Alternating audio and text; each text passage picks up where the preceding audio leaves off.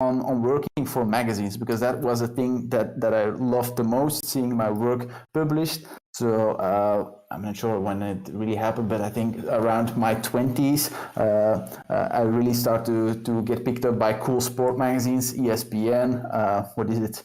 I think I've hit all the magazines, but it's almost 10 years ago. I'm not sure if they're still there, but yeah, ESPN, everyone knows that. Rolling Stone magazine, some other cool magazines I've worked with.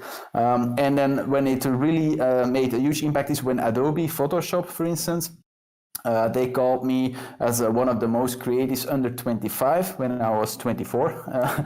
And I was touring with Adobe as an ambassador, as an influencer, whatever the word is. I call it ambassador, as a creative, doing some talks and go to conferences with Adobe.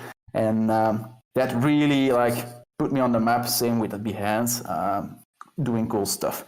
On the side, I was also interested in something completely different, and that was traditional finance. Also interesting. I've been a design lead from one of the best banking apps in the world. I've led 2 banking apps, took some cool awards. So that's how we land in this crypto world, for me at least, the digital artist, doing crazy stuff after hours while design leading banking apps.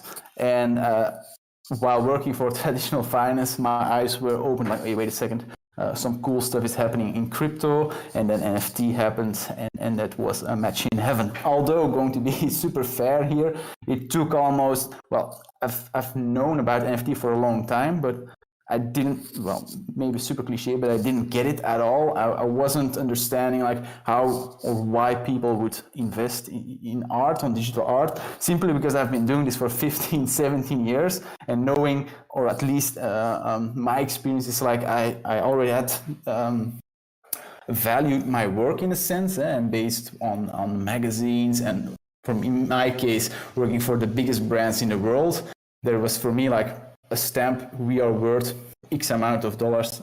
My portraits for Rolling Stone magazine, X amount of money. And I saw in NFT, well, these prices were for me out of the world, and I couldn't grasp like what's going on. Is this real? Is it sustainable? And for me, it was like just like an utopia, like weird stuff. And until last year, when I really started to understand, last year, my first real NFT experience was with a playing arts project. It's a project of playing cards. 55 designers of around the world created a card design.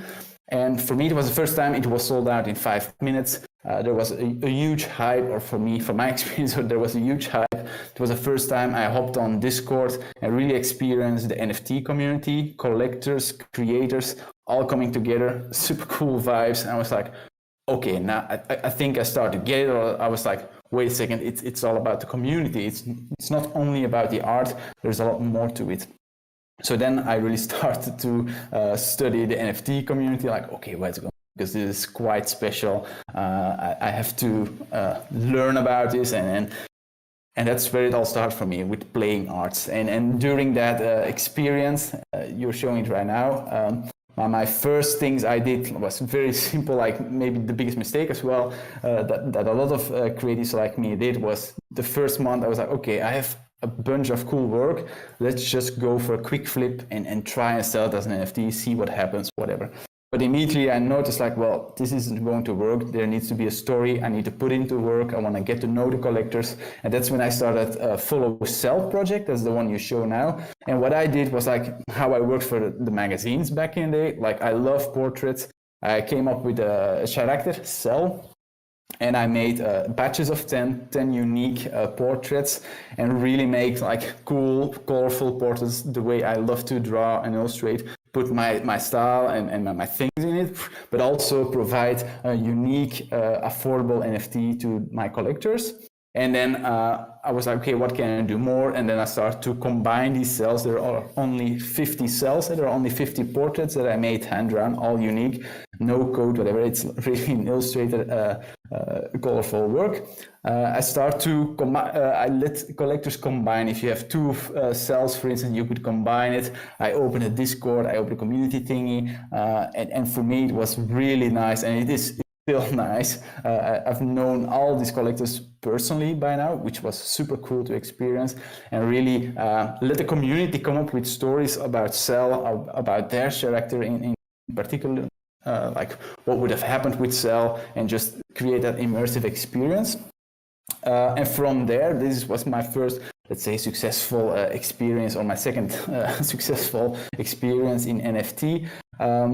A lot of cool people start to connect with me and really open my eyes and the possibilities. Like, we all know the generative art, the big art projects, the profile pictures, the 10K PFP projects. And for me, as an artist, really purely the perspective of an artist, how you can see my work is very colorful. There are a lot of things, but during my creative process, for instance, there are a lot of moments where I'm like, okay, I can go for a black background or can go for a light background. I can play with my color palettes, but in the end, I was always limited into like one edition.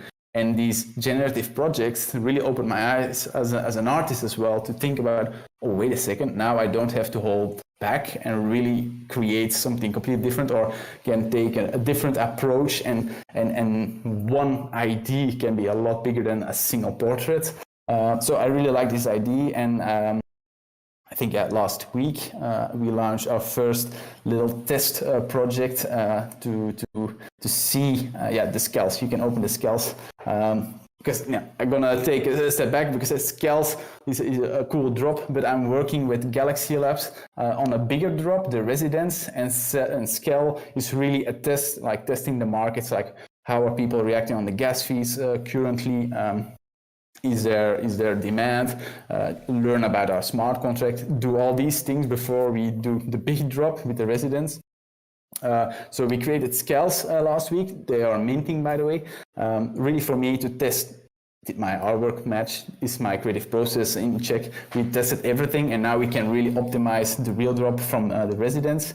And I think maybe I should share, or I will share the link. Let's see, I will share the link where I can do it in the live chat. I hope I can share links here, poof to poof, where you can read all about it. Hop back to the live screen, the screeny thingy. I can talk about it. Because now as an artist, it was a test, like, okay, can I create a drop? Like, how does it work? How my design process, because I couldn't, or at least I didn't have any friends that did it before me. So I really had to come up with my own design process. Okay, how do I start in Illustrator? How do I use tools such as Figma to prototype the artworks and optimize our approach to create these 2,500 portraits. Let's see, what can I talk about? Well, maybe you have questions, I don't know. But as you can see, super colorful stuff. And yeah, I'm not sure if I can share, but I have my own opinion. But I was kind of shocked that even with high gas prices, and I hope that Ethereum will be fixed in Q1, or at least a temporary fix with lower gas fees, because personally, I really love the affordable art scene. I want to provide cool work, or at least my work, to friends that don't have a big budget. And with Twitter and with everything moving rapidly into like the metaverse, and have a verified NFT stuff to showcase your profile, I want to make sure like I will always tap into the affordable NFTs. And for me, it's pretty cool to see like, okay, it is possible. And it's kind of one way. If you have any questions, 3P, or if you... Yeah, these are awesome. What was the inspiration behind Scales, and where did the concept and everything kind of generate from? Yes. So the scales came from the idea, well, during my project from Follow Cell, where I created 50 individual unique characters, there were a few undead cells, and they were really appreciated, and then my first collectors really liked the undead cell, and for me it's like, oh, interesting, let's take this as a base, optimize it. Normally I don't use black strokes. For me, for this project, it was interesting to see like how big of a shift it can have in my artistic stuff, like the results in style. And for me, it's like creative wise cool to optimize this, and then also think about the whole design process. Like, okay, it's not simply like let's create well, it is that simple. You simply say you need X amount of base colors, you need some armor, but then when you start designing, you come up to like, oh, wait a second, you can't always simply place different threads. It's a stupid English word I can't really pronounce. The little elements of the scales here, and also what was also kind of a challenge in what's hard to share as a designer is like, how do you go about these different elements to make these unique, but also still like create little bunch of what is it, little ambassadors, like in my case here, the pink squad, the red squad, whatever, create the squad with a specific suit on. How do you go about the rarities of these items? Because you can put numbers on it, but it's a completely different thing when you actually see the 2000 items in front of you, of course. So that was interesting. And also, of course, the design process. Yeah, and for me, it's like, as a designer or an artist, I've seen everything in my head before, and normally I decide or I pick one or two out of these 2000, and that's the final one. And now it's really interesting that every of each option is actually feasible, and it became a reality in this case. So it's really cool to see that an idea can actually translate in such a big distribution. Yeah, this is a really cool collection. Anyone who is in the audience listening, definitely check it out. SKELZ. I'll put the link in the chat there. And I know, you mentioned trait rarity and distribution. There's so much that goes into, creating a collection like this. Maybe you could touch on, what the planning looks like, with all the traits, and how do you decide like what are rare, or where do you even start with a collection like this? Yeah, I'm going to share the artistic point of view, me as a designer and artist, and my approach was really start with a basic number game, like, okay, we need X amount of threads, what is it? First define I wanted to have a base, I wanted an armor, I wanted weapons. Well, the weapons didn't make it, but with the residents we have a shitload of weapons around, the typical head elements. So that's the first thing, like, okay, how many, or for me, in my case as a designer, it's like, how many layers do I create to create this artwork? And I need a background, for instance. And then for me, once I know that, like, okay, these are the layers. In this case, the background, we have the base skeleton, we have the armor, then we have misc elements like laser eyes, halos, and even a companion, little elements like that. Then it's like, okay, let's start drawing. That's the first thing. Can I provide all the cool elements, the whole creative process? And for me, what worked best is really save or organize everything in Figma. I'm not sure if there are any designers here, but it's like a typical mobile app tool where you can prototype stuff. And what I did was really label everything, organize everything, and I could easily prototype each scale to see if the different suits or the different colorways actually match each other or not. That was an interesting take, and what I can only speak about my experience now, but we have seen, or I can compare with the team I'm working with. They can compare it with multiple projects. They said, like, because I use this Figma and I prototype everything, the testing, we did one run and it was spot on. There were no issues with layers that were buggy. All the colors were matching because I did all the testing before that. And since I'm working in Figma, I can see really all the different threads beside each other, so I can balance the color palette and can come up with some more rare elements.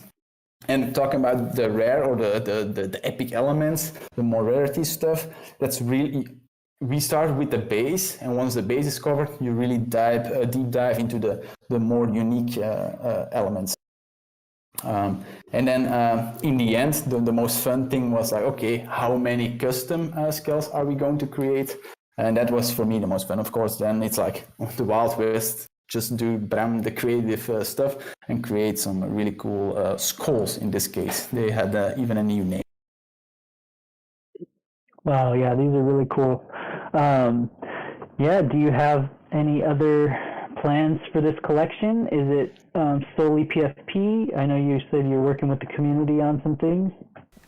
This is all like running up towards our big drop from the residents, where we go even more into like this is like one skeleton PFP thing. With the residents, we are more going to the typical faction stuff. So we have different species, we have different armor suits for each species. So from my point of view, there is like a combination of like 7 projects blended into one.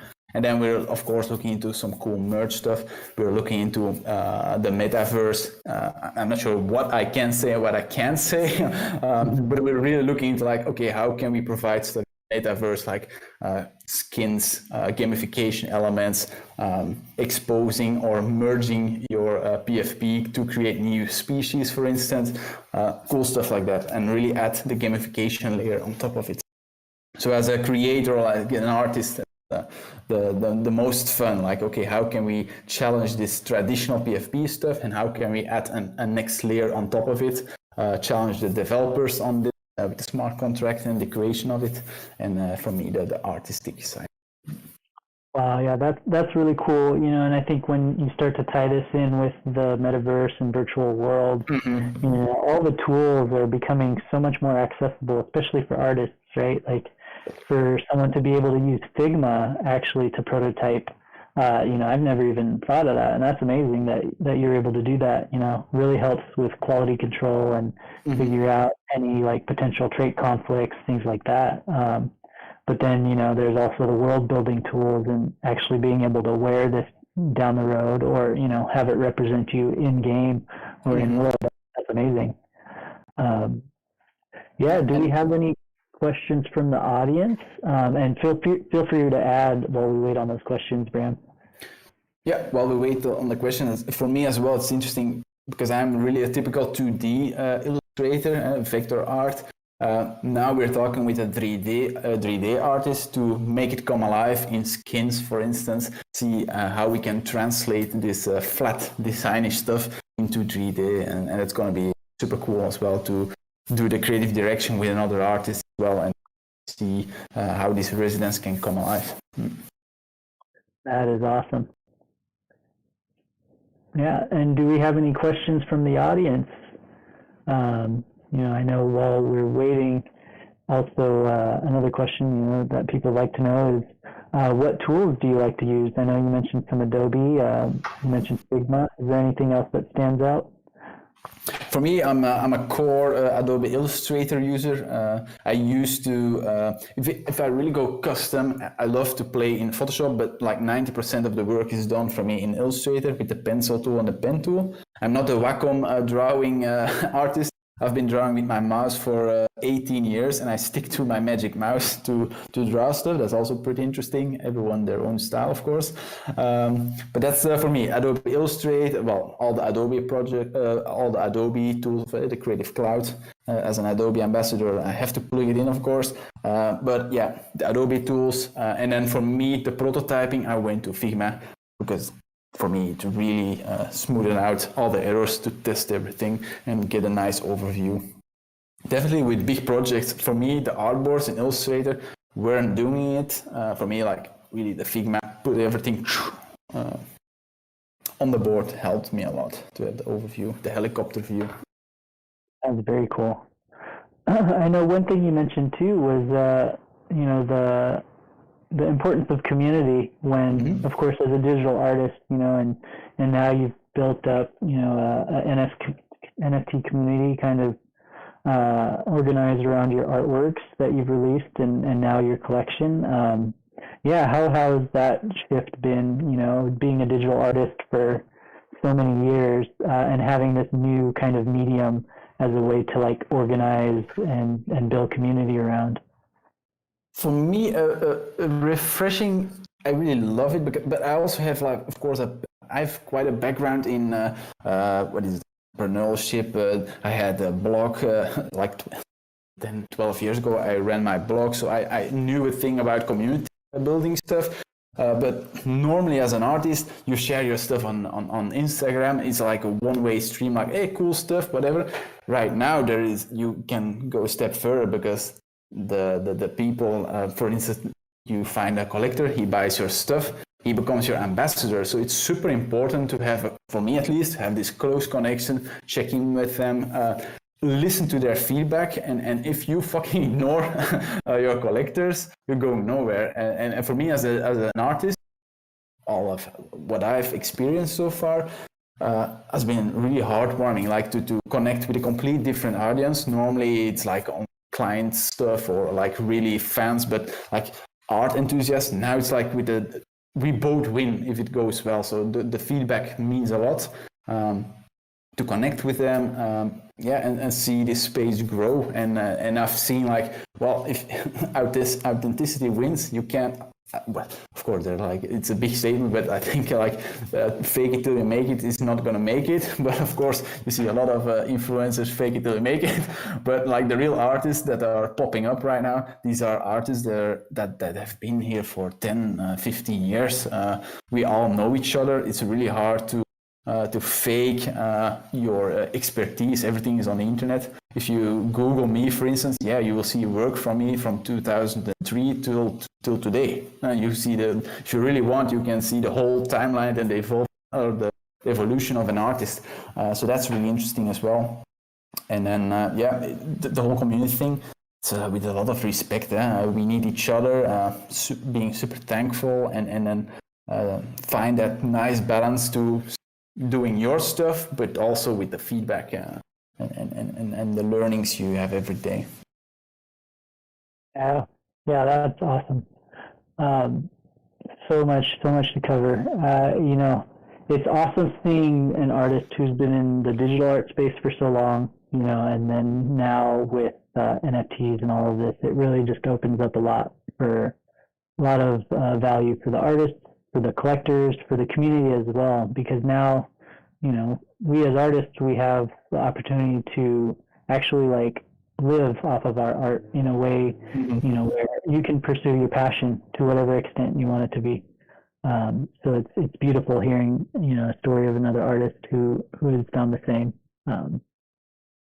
Thank you. Yeah. What do you have planned for the coming year or maybe further out? Where is this all going for Bram? I've been into this for 4 months really intensely, and I've already learned that I need to pace myself. It's a very fast-driven space where it feels like if you don't check your Twitter for a day or two, you are running behind. But on the other hand, I'm like, okay, you need to pace yourself. You need to take care of yourself. You can't draw or you can't create art forever on a daily basis unless you're people and you can create masterpiece after masterpiece. But most people, they really need to pace it and really guard yourself from the whole FOMO thing. Don't rush it and focus on your art, because I already also see that a lot of people really look at trends, kind of starting to lose their own style, and you see the people that really stick to their style, they're succeeding long term. So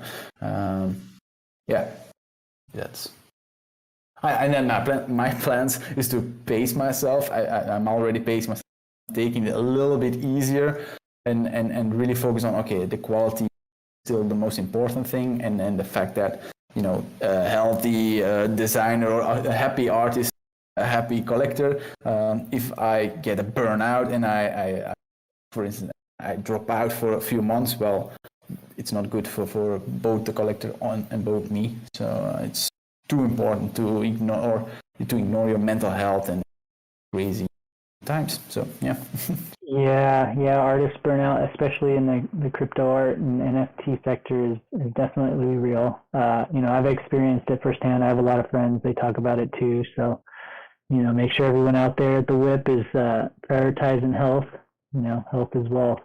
Yeah, the burnout and the feeling of like, oh fuck, I'm a failure, I can't even sell an NFT, and it's my art, and questioning your skills. It's a real thing, and I see like friends of mine that have been in the scene for 15 years as well, and they just struggle by getting into the space, and they are questioning their whole skills and their expertise. And it's like, okay, take these guys. It's not the end of the world. We still have.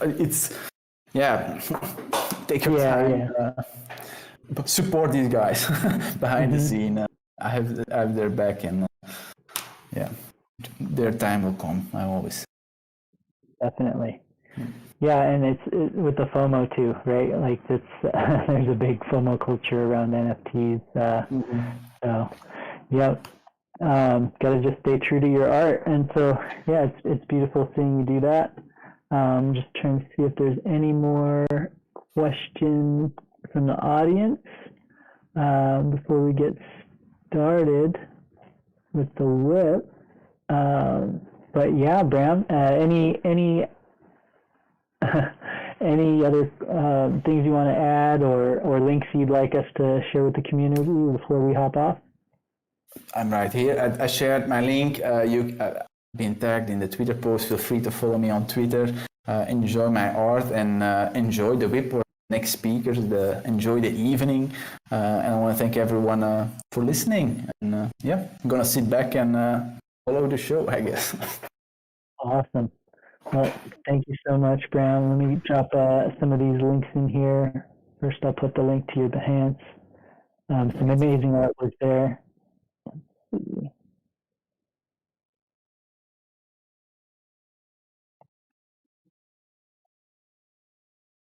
And then I'll also drop a link to Twitter. Thank you so much for joining us on Thanks for having me. Journey through your art. Yeah, of course. And we wish you the best with all of your NFT endeavors. Thank you. Really appreciate it. Yeah. And with that, I'll hand the mic off to Matthew. I think we have Nifty Time in the house. Hey, what's up, Trippy?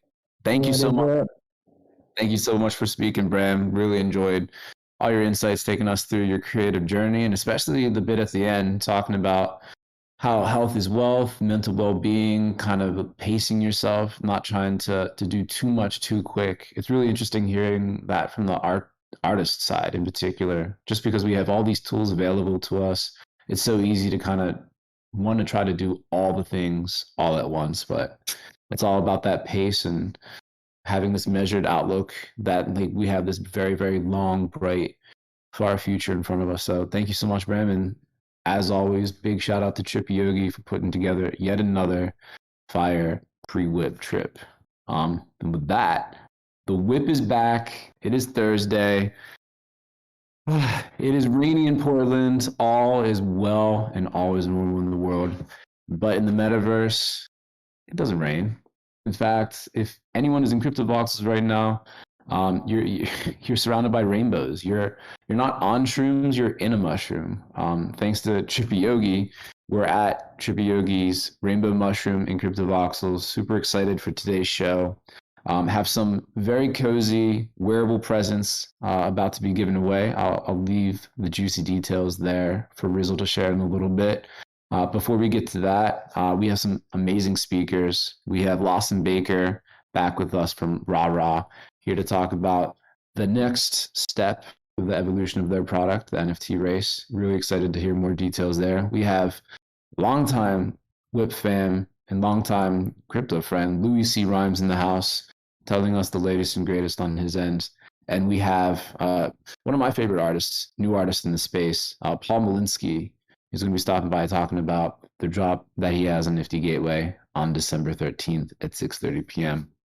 Quick reminder, last week, one of the speakers, Euphoria's dad, they have their curated drop today, Nft Gateway, 6:30 p.m. If anyone has any Nifty or NFTs on Nft Gateway, there's a $1 drawing from Too Much Lag. Just have one NFT, pay $1, and you're eligible to win an additional 20 from Too Much Lag. Pretty sweet deal, in addition to the other fantastic artists featured in that collection. Before I pass the mic to Rizzle, big shout out, as always, to Proof of Beauty, our season sponsor of the WIP. And actually, we're like on our like 5th or 6th season already since they started sponsoring us. So they're getting the hell of a deal. Check them out at pob.studio.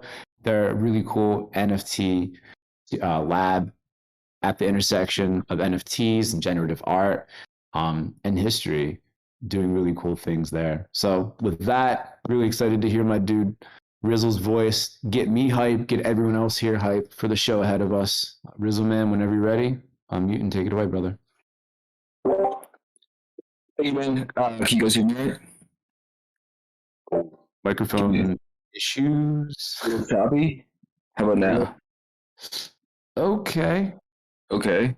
Iffy. Okay, it's better. Going with vegetable flour. Yeah. My internet's been choppy. It's also raining here. Hopefully we all can hear me. So we're getting yes. You have to come to a Voxel Mushroom and sign the guest list. Pixels is given rough. Oh man, hang on. Let me see if I can swap this up real quick. Give me 1 second. It's all good. It's been a while since we've had mic issues on our end, but we'll give you a couple seconds. Hang on, Are you on your cell phone? Where are you at? Feels like the old days, easy. Yes. Traumatic memories of the old days. Any better? Yeah. That sounds much better. Okay. Okay. Whew. No, actually, no. I'm on my really bad setup now, which is working better than my really nice setup. So I don't know. Go figure. So let's see. I'm gonna shill stuff. We're giving away a bunch of sweaters that Pixel designed and also Strawberry Sith. They are really, really dope. But you have to come into Trippy's Voxel Mushroom with us in Crypto Voxels and sign the guest list. And then I'm going to try and give out as many as humanly possible, but depending on how many people actually sign the guest list, we have like a limited amount. So it's going to be like either like a random thing or a first come, first serve type of thing, or we'll try and give out as many as we can to people who want them. There's Christmas ones and there's Hanukkah ones, and you don't get a choice of what you get, regardless of what you celebrate. Whatever you get, you now celebrate in the metaverse, I guess, or something like that. So let's see. Come to my birthday party Monday. We're gonna do it here in Token Smart. Monday at 2:00. I've been working with Brookhawk. You're gonna have to like come to the Rizzle block, and we've made replicas and like a whole bunch of other stuff. We're gonna give out like a bunch of things and take some group shots in my Crypto Voxels apartment on Monday. So come to my party, come say happy birthday. I'm giving out a bunch of party favors. I got green Rizzle shirts designed by Ian Savage Prebes, who is in the house and going to be doing a thing with us in a little bit, actually. Shilling another thing, I grabbed Sandy. Sandy's coming with me tomorrow at 1 p.m. Eastern time, which is 6 p.m. UTC, over to the Fly Frogs Discord, and we're going to like make tadpoles live and give away a bunch of stuff, and the audience is going to be able to pick which frogs they want to mate, and it's going to be really stupid fun and lots of bad frog jokes and mating jokes and, you know, giveaways and stuff. And I'm so stoked that Sandy is going to do it with me, because I love doing stuff with Sandy, and we're going to bust out the wheel that makes the awesome noises or whatever. Let's see. Stick around for the group shot at the end. Paradox is in the house. I did just drop the latest video from last WIP, so it's out there somewhere. Hang on. I feel like I got a link somewhere for that. It's good. Paradox always. If you haven't checked out Paradox's Cribs, Metaverse Cribs series, you should definitely check it out. Also, well worth a watch. Let's see. I think that is about everything. Hang on. Oh, Ian Savage Prebes, Blackheart Honeymoon, whatever you want to call him. He's going to be on top of coming into the Voxel Mushroom and getting Voxel sweaters. Ian is also going to be minting an ugly sweater live at the end of the WIP here and giving it away to someone in the audience.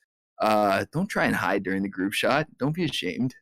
We'll give you cool swag to wear if you were embarrassed, especially if you're naked.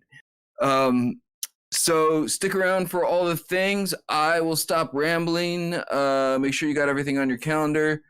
And who we got up first here? Is it Lawson? We got Lawson. Yeah. Yes. What's up, Lawson? Rah, rah. Rah, rah. What's up? What time is your birthday? What time zone are we talking here?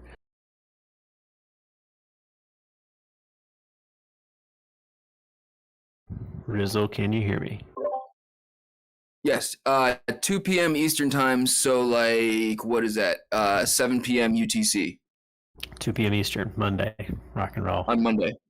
All right, cool. So again, thanks for the invite out. Always appreciate coming to hang out in the WIP and TokenSmart. I'm El, founder of Rah.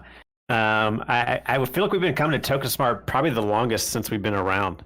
And you know, for a while we've been working on this idea of trying to get fans involved with NFTs.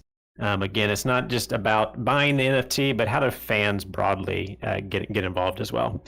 And so what we just launched a week or so ago is the NFT Race. And the NFT Race is basically a like-to-earn competition to compete for what is the hottest NFT. And so I actually can share my screen here, I think. And I'll show you an ongoing race right now. So the way the NFT Race works is every Wednesday through Friday, noon to 4 p.m. Eastern, NFTs compete in a daily exhibit. Every day, a race has an exhibit around a theme. Today's theme is Throwback Thursday, NFTs from 2017. And every Wednesday through Friday at noon, the race kicks off. And all the NFTs entered into the race are entered in by curators. These are people from our community or externally that are basically proving that they are, have good taste in identifying and discovering new NFTs. And so today's curation, today's exhibit was actually a pretty hard one. People had to go out there and find NFTs from 2017. As some of you may know, the ERC 721 NFT standard actually didn't come out till early 2018. So most of these 2017 NFTs were each team's or project's attempt to create an NFT before there was even a smart contract standard.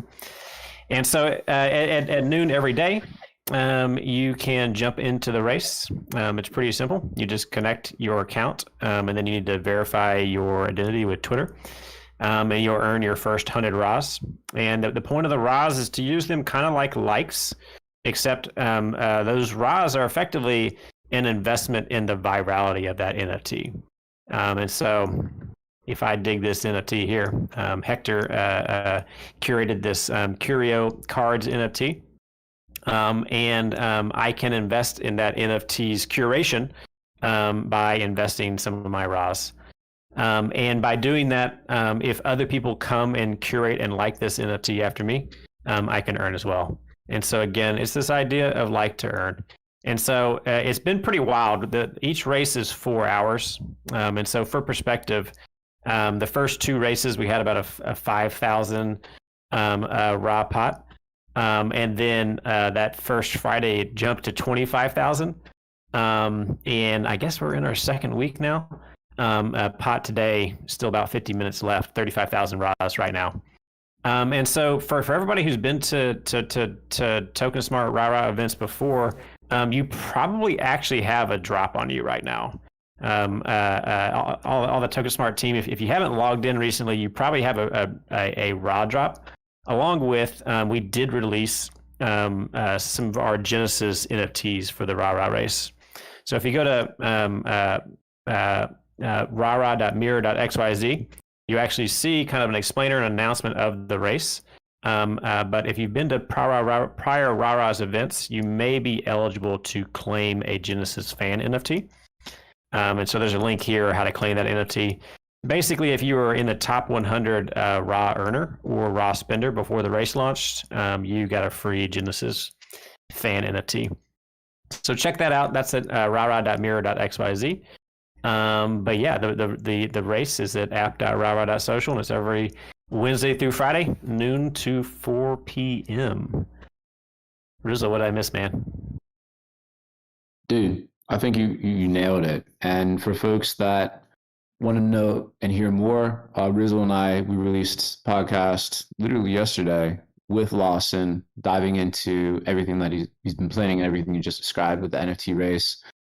We also talked about some incredibly juicy, exciting ideas coming in the pipeline at Ra. Not going to leak that alpha now. That's not my place. And I'm just going to leave everyone up to imagine what that amazing update and plans could be. But with that, I know there's some questions from the audience. So we have the best question asker in the entire world. His name is Show. He's not going to yell at you right now, I promise. Save that for later in the show. But Showman, hit Lawson with those questions.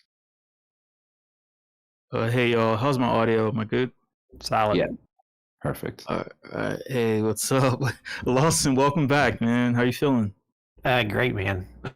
Just enjoying riding the wave right now. It's really exciting. This is the community is definitely vibing on the race right now, and so it's been cool to kind of watch. Yeah, I'm really happy to hear that there's a lot of positive energy. You work really hard. Just want to let you know that. Thanks. You've done live auctions. You've done like to earn memes, and now you're doing like to earn engagement. This is really cool.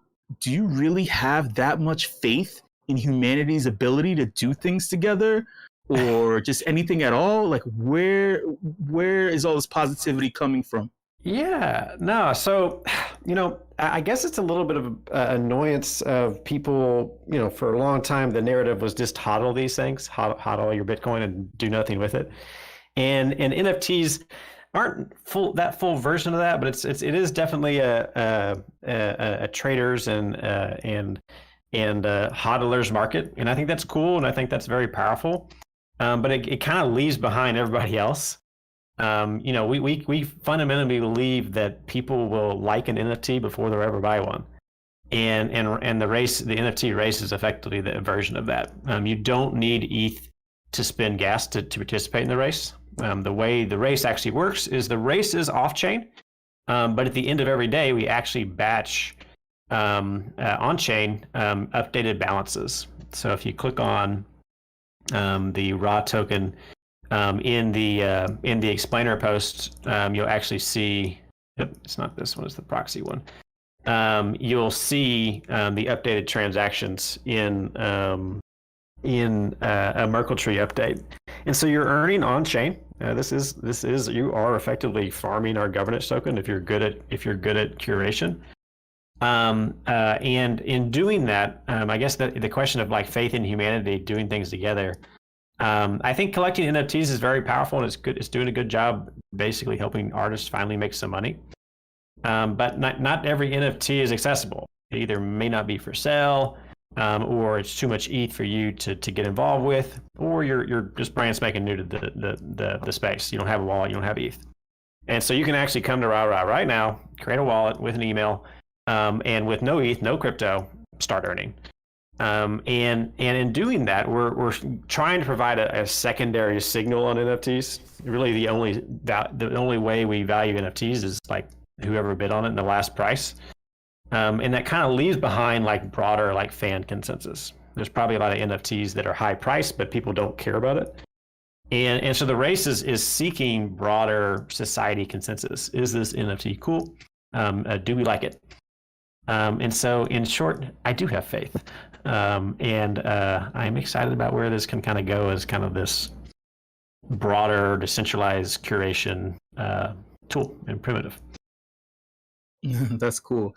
Just to piggyback off of faith and belief, there was a Black Mirror episode where a woman was she had the belief that if she got a ton of likes and engagements through a futuristic social media app, that she would be validated amongst her peers.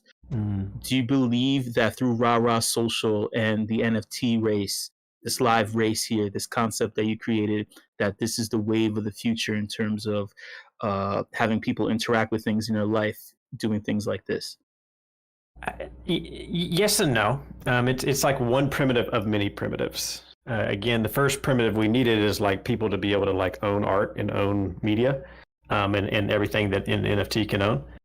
And again, that's valuable, but there's all these other type of signals as well. One of those signals is something like ROS. What we're trying to head towards is a universal protocol for decentralized curation, where any NFT can be used as a reaction to curate other NFTs. Today, the reactions are our governance token ROS, but in the future, it could be LOLs or a new age emoji or a GIF or a meme, and that is a secondary signal. A broader fan consensus signal, which is different from the price signal.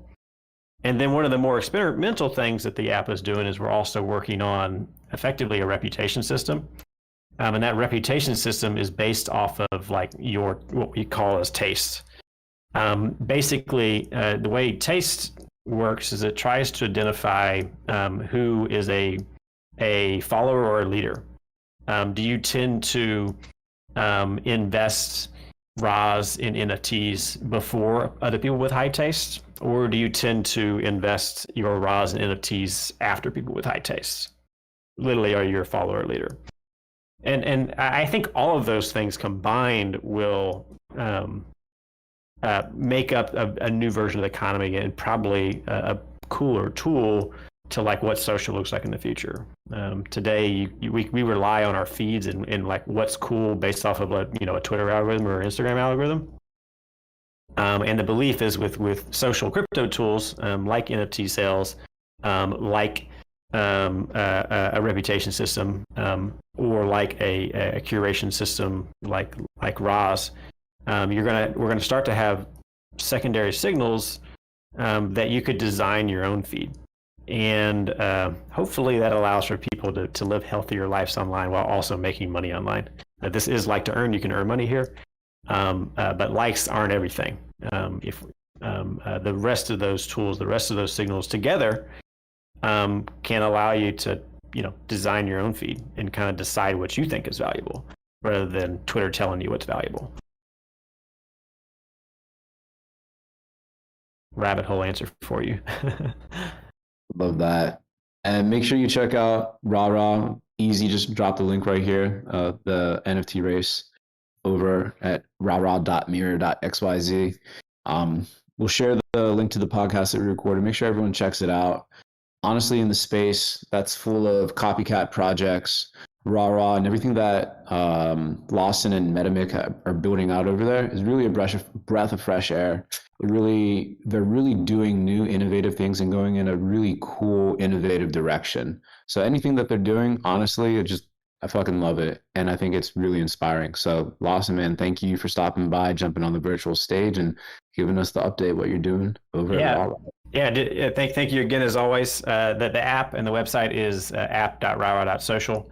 And then if you want to check out the explainer or potentially collect a Genesis NFT, that's rah.mirror.xyz. But yeah, we appreciate everybody. Thank you. There we go.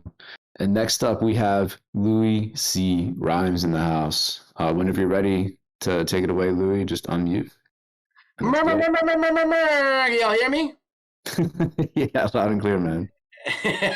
What's up, man? The whip. Shit is dope. I'm so thankful and humbled and grateful for you guys for having me on real quick. Definitely going to give you some updates regarding my projects, Hip Hop Heads, ILB. There's some ILB gang in the house. And yeah, appreciate you guys just letting me talk about it and burn through it. So my name's Louis C. Rhymes. I'm the NFT rapper, aka NF Trapper. It's Louis, baby, and Token Smart. This has been my home where I started in the metaverse, so I'm here to provide some updates in regards to what's been going on with me. Try to make it quick, 5, maybe 10 minutes, and if you guys have any questions, you could shoot. But basically, I'm a rapper, and I dropped my debut album called Hip Hop Heads, which is a collection of 5,000 hand-drawn, swagged-out profile picture style NFTs that come with a twist. I am not looking to just make, a cash grab and do some, silly PFP project with no meaning. They come with a twist, and that twist is that they all have an audio rarity component to them. So what happened was we obviously, we were able to generate 5,000 unique one-of-one hip-hop head style images that are based on the shape of my profile pic. And we took the 10 songs on the Hip Hop Heads album. We cut those 10 songs up into 33 different audio traits, and we dispersed those audio traits across all 5,000 of those Hip Hop Head NFTs. We launched mid-November, so we're just about to come up on a month of being out and about in the space. More than anything, this project was to do two things. It was to help me monetize my music in a real way for the first time that I've never been able to do. And it's also, shout out Sandy, there's a hip hop head right there. And it's also to address the kind of ethos that I've kind of developed along my way in being a rapper. And that's simple. It's that you don't have to look a certain way in order to be hip hop, do hip hop, create hip hop, love hip hop, and be a hip hop head. And oftentimes I'm judged for how I look when I'm in IRL. I tell people that I'm a rapper. We were out in NFT NYC. And our guy Jared T, who's also a token smarty, he's on our team. He was showing the project and telling people I was a rapper, and the classic response we always get is, really, that guy, him, he's the rapper? And then I rap, finna finish him like I've been a carcinogen, want to give him the minimum, so I ended up killing him. Goddamn, my man, firing around like I'm underneath the hot pan on cam. I'm ham. Rappers ain't about beef, all they do is drop spam. God's plan, I'm saying, I'm not even gonna get into it. But so I rap, right? And then they're all like, oh, wow, wow, he is the rapper. And then we even had one person be like, oh my goodness, I'm an investor. I just want to let you know, I'm really interested in your like all of a sudden now you're an investor. Anyway, I'm going off on a tangent. But so this project really is to address the ethos in hip hop, my ethos, and do what hip hop has always done, which is break stereotypes around what people have to look like in order to be a hip hop head and in order to make hip hop. So the visual art of these hip hop heads, I didn't designate male or female traits on purpose. I wanted people to be able to decide what their hip hop head was and which one that they, what gender they identified it with. Honestly, it was their choice, because I wanted to make clear, right? You could be a hip hop head no matter what you look like and what walk of life or what culture or spirituality you come from. And the music echoes that. So when you listen to the music, it's not some like completely separate message that goes different from the art. It's the exact same message. I stand for people of color. I stand for women's rights. I stand for gay people's rights. And it's just something that I've always advocated for, and it's in my music. And so really quick to go over the NFT. Basically, the NFT is, besides the visual art, besides it's coming with its own rarity trait, what's the utility, right? So it's ticket to my metaverse performances. It's actually a ticket to a live performance. If we sell out, we'll be doing a live performance where the Hip Hop Head holders will vote on the location of it. And all the people who win our Hip Hop Heads challenges will also be invited to perform and showcase their work there. So it's ticket to metaverse parties, in real life events, exclusive access to merch. It's also obviously voting rights. What else do we got here? I don't want to forget anything. It's voting rights on in terms of who wins challenges and things like that. You get the entire album as files once you once you buy an NFT, you get to download all the files. And you also get, most importantly, you get non-exclusive commercial rights usage to the full song of the audio trait that you mint. And I want to talk about that for a second. So for example, Picture Minting and Avistar, I'm just going to use them for an example because that's a PFP style NFT. So Picture Minting and Avistar, that would come with music and a song, right? But it would come with a piece of a song. So it would come with either a verse or a chorus or a intro or an outro. You get the non-exclusive commercial rights usage license to the entire song of whatever that song clip came from. So if you got, let's just say, On It verse 1, you end up still getting the non-exclusive commercial rights usage license to that entire song. So just to be clear about that, if you have a video game, if you have a project, you can basically reuse it for whatever purpose you see fit monetarily. You just can't sell it as its own standalone product or administer it to streaming services. So there's that. That's pretty much the utility. Really pumped for our roadmap. 25%, we're going to be showering people in physical merch. 50%, we got the GOAT in the room, Rizzle, who's going to be hosting a metaverse party with us after we buy our first Crypto Voxels parcel and we display Hip Hop Head resident artists' work there. I want to talk about the Hip Hop Heads Challenge. I want to talk about what the goal of the project was to do. It's really to, obviously, like I said, to help monetize my music, but to help new artists coming into the space monetize their own music via NFTs, via pay-to-play in Discord, things that I learned from the Cypher crew, from the Token Smart crew. And so basically what we did is we did the Hip Hop Heads Challenge, and the Hip Hop Heads Challenge was where you took one of my beats on the album and you remixed it, submitted a verse. And I'd like to announce, which I already announced yesterday, but I want to announce to the Token Smarties here, that our very own Anna Diorio was the winner of that challenge. It was a very close win. She won with 7 votes. There were about 33 votes altogether, but she had the most, and she receives 1% of the initial sales revenue from the project until we sell out. So I had originally, and I want to put this out transparently, I had originally said that we're going to do it after a 1-week snapshot from drop in terms of the amount of sales we made, but I honestly want this artist to get paid as much as possible. So I told Anna, whenever she wants to collect the money, she can, and she's going to let it sit. So basically what that means is that until we sell out, every time you buy a Hip Hop Head, you're not only paying myself, but you're also paying Anna for the music that she makes and for the submission that she put forth. One of the things that I'm most proud of in that Hip Hop Heads Challenge submission is that we paid over 31 artists collectively around $1,400 in ETH. It was about 0.33 ETH just for submitting to the project. I wanted to put my money where my mouth is. I wanted people to understand that I really am about trying to help people monetize, their music, trying to help people monetize their art. And for people who weren't really understanding of how to do that in the NFT space, this was one simple way for me to get them to understand, like, yo, come through Discord, you can make actual money from this. And so that's how I sent them the money. And so we have a lot of events. We have an open mic that happens every Thursday night after the Cypher and Token Smart. We'll have it tonight. It's going to be on Twitter Spaces. I do also want to announce, and Carolina, if you're here, you could help me. I'm going to put the link. I'll try to put it in event links because I know that's where it goes. But so the Hip Hop Heads Challenge with Anna winning was just announced. Because that ended, we announced our new challenge, right? Because that's just a template for what's going to happen. So the new challenge is the Hip Hop Heads Logo Challenge. We have a community wallet with 16% of the funds from initial and secondary sales in perpetuity going to be reinvested into the community. Some of the ways that is that, right, we pay our challenge winners with that money. We also ask our collectors what NFTs or what giveaways they want to see at our community parties, and we do those giveaways. But we're just getting close to raising our first full ETH in the community wallet, and I'm super stoked about that. So with that said, we have the funds to pay the winner of the Hip Hop Heads Logo Challenge, which we announced today. And the Hip Hop Heads Logo Challenge is simply for visual artists. We're seeking visual artists to draw a rendition of what they would call the Hip Hop Heads logo.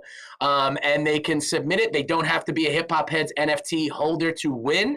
And when they submit it, we will pick a winner and we will give 0.1 Ethereum to that winner. And we will make merch using their logo that they designed for us. I'm all about using our own community. I don't want to go to some, design company or whatever. I'd rather use people who are in our community, like Maria Verde. Shout her out. She already said she's going to submit something. She's a graphic artist, visual artist. Really pumped to see what she puts forth. And if you know any other visual artists, definitely let them know, because not only will they get the 0.1 ETH prize if they win, but everybody who enters and submits a piece of art will also be entered to win a Hip Hop Heads NFT. And then we are also doing a Doodle Giveaway. So if we get to 50% of initial sales made, we're going to be giving away a Doodle, right? You guys know the floor on those is around, I think, 2 or 3 ETH at this point. We'll be starting a trivia night next week, and you'll see announcements from that on Twitter. Follow me on Twitter, and I actually just put my link. I put my link here. I'll put it again. Anna asked, what kind of vibe am I looking for the art? It's fully up to you. In my mind, right, if I was the artist, I was thinking of drawing something graffiti style, brick wall, New York City, kind of hip hop heads written out as a logo. But I also said in the requirements in my Discord, you could totally use any of the hip hop head art. You have full, rights to use any of that art that has been minted if you want to include that in the logo. So we mentioned the Doodle Challenge. We got the open mic happening tonight. We're going to be paying Anna, 1%. So yeah, that's pretty much the deal. And then the other thing is we'll have a Christmas party. I don't know the date yet, or not a Christmas party, a holiday party. I don't know the date yet, but we're going to be paying artists to perform 15 to 20-minute sets. I'm hoping that Anna's going to headline that one with me. I'm also hoping to get our boy Kane Mayfield and pay him for a quick set, and also other artists, musicians particularly, we're going to be paying from the community wallet. One of the things that I want to say, the last piece here, is that what I'm most proud of is that we're also many people's like first NFTs, which I thought was cool. And I want to address something. There's 5,000 hip hop heads in the collection. We are not sold out yet, but as new music continues to come out from me, you will get early access to that music. I have new music, a short EP that's coming out that is particularly supposed to address what I've been seeing with NFT project that resembles the mainstream space, where you kind of like have to pay an influencer. You don't have to, but you kind of are pigeonholed into paying an influencer for exposure. These people are vultures. They're out there in your DMs trying to get you to pay them some ETH so that they could post you on their page. And it's just mimicking the same model that I had experienced when I was on the mainstream side on TikTok and everything. So this EP is going to be addressing that, and it's going to be addressing by name, particularly one influencer who has been exploiting quite a few artists. And that's as far as I'm going to go with that little bit of alpha that I'm giving to you there. But yeah, as music continues to come out, you'll get access to it early. Check out hiphopheads.io if you're interested in minting one. Remember, every time you mint, you're paying me, you're paying Anna, and you're filling up our community wallet to buy prizes for our giveaways and to pay artists for our performances. Thank you, Easy, for sharing the links inside of the chat. I've been on a rant. I totally don't need to rap, but if you want me to, I will. But I would always love to ask questions if you have any, or answer questions if you have any. So yeah, talk to me. Yeah, you definitely need to wrap your answers, Louis. That's a suggestion. That's a command from Rizzle, not a suggestion, it's a command. Show man, hit Louis with those questions. Hey man, what's going on?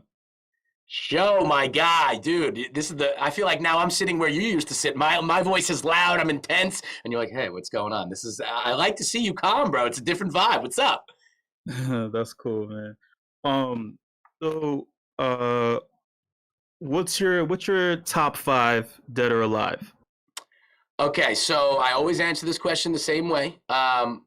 In order to be a rapper, and a rapper of the skill level that I want to be and I believe to have, because you could put me next to Eminem, I'm not afraid of him. I'm not afraid of anybody. I always say me. I'm number one on my list, because if you don't believe in yourself more than anybody else, you are not going to be able to do this shit, because this is a very tough climate to just create and make art and be successful. So myself, then Sandy Meows. No, I'm just kidding. I'm just kidding. Myself, then it would be Big L is probably number 2. Big E would be number 3. Eminem would be number 4. And I switch, because if I'm asked this question like on a week-to-week basis, it changes. Right now, I'm going to say number 5 is probably Royce da 5'9". I don't know if you ever heard of him, but that's my top 5 dead or alive. That's cool. Having experienced all those artists in your life, how has their journey affected your journey, and how has that informed on the creation of your brand new NFTs? Dude, you are good with these questions, man. I kind of give it to you. It has, and I'll tell you how. Royce more than anybody. I also, oh God, I forgot to mention J. Cole. Hold on, back up the train. J. Cole literally goes right after me. That's why Royce had a spot in there. But Royce and J. Cole, they're storytellers. They communicate the truth, and not the truth like for everybody, the truth for themselves, I guess, because that's what the truth is for in my understanding. It's not really anything. It's not real. It's just based on your own understanding. And so what I learned through them is that hiding and kind of holding back the way that I feel and saying what I wanted to say is not the way to go, right? Like, because I'm a teacher, I'm a phys ed teacher, I have an IRL job. One of the worst things that I can ever tell you is watching Rizzle tweet about the WIP while I'm fucking in my phys ed class, or while I'm in some school and I'm not able to join. But yeah, like they really taught me to like to make the best music, you have to be the most honest about everything, about yourself, about the way that you feel. And sometimes that can make people happy, and sometimes that can make people sad.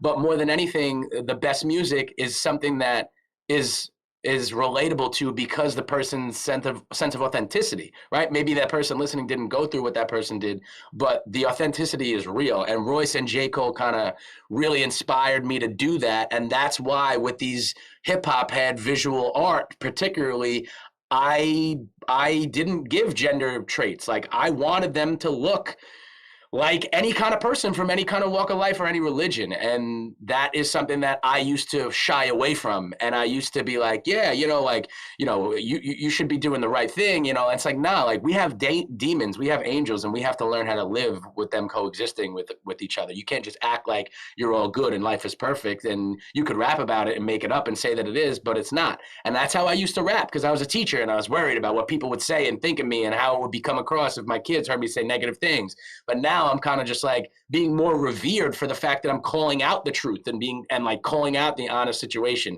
And that's what, in terms of how they influenced me, that's what you're going to see before January 1st. I'm going to be addressing the issue in the space with these NFT influencers and the way that they're manipulating shit. So there's that. Boom. And if anyone else has any questions for Louis, make sure you tag them in the chat. Louis, man, freaking honor and a pleasure, and super like fun to listen to you talk and tell us everything that you're doing, man. I love the energy. It's palpable. I know why you're a fan favorite, man. Just keep doing what you're doing, keep being real, and thank you so much for being here today. Thank you so much. And now I'm so happy that I can chill with you. I'm about to light this joint and hang out for the rest of the WIP and enjoy myself. Love it, man.